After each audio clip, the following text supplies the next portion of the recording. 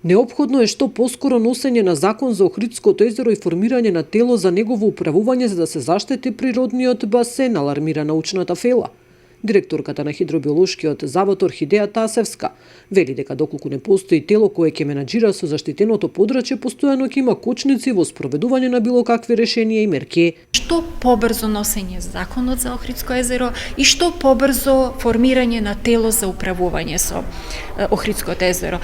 Тоа е еден од хендикепите за Охридскиот регион, затоа што доколку не постои тело кое што ќе менаџира со заштитено подрачје, во тој случај стално наидуваме на пренесување на ингеренции од локална на централна власт и кочници во спроведување на било какви решенија или мерки за заштита на регионот. Секое природно езеро е подложно на старење, но со негативните влијанија се забрзува тој процес. Секое природно езеро е подложно на старење. Тоа е еден природен и неминовен процес. Меѓутоа, ние со нашите активности само го забрзуваме тој процес на старење и не дај Боже на изумирање на езерата. Најстарото езеро во Европа, Охридското, години наназад се соочува со низа предизвици и закани: загадување, урбанизација, климатски промени и искористување на езерото за производство на електрична енергија.